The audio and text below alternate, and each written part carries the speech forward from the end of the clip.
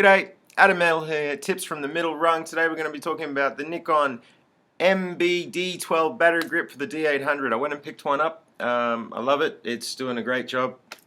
Feels good on the camera. I'm just going to talk really quickly about it. This is a short review.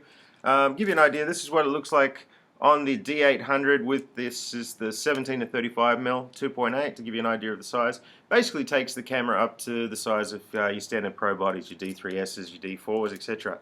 As far as functions go on the battery grip, nothing has changed from its predecessors of like the MBD-10, I think it was, for the D700. You've just got your basic controls. You've got your shutter, your aperture, your autofocus on back here, and your little joystick knob for moving your focus points around and scrolling through, etc., etc. Nothing much has changed. The things that have changed that are really positive on it, well, one thing I don't like about the D800 itself is the thumb grip here on the back of the camera. Just here, it's very shallow. It's very shallow. It's easy to slip. One of the things I'm really disappointed with this. The D700 was much more pronounced and felt much more solid in the hand. That said, the D800's grip is quite deep and pronounced here on your thumb grip. So you do get that solid feel when you're holding it in portrait mode. But when you switch it over to landscape, it's quite slippery. A bit of a miss on Nikon's behalf, I would say, on that.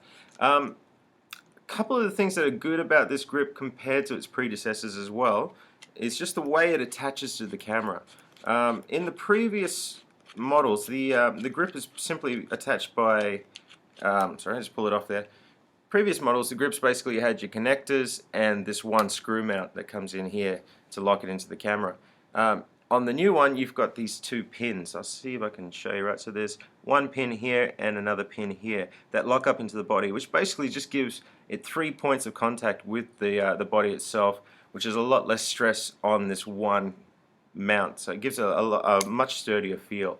As for the batteries, it uses the same batteries the D800 and the D7000, which can lock in here. You've also got the AAA, or was it double AAA battery connectors, mounts, or whatever we want to call it.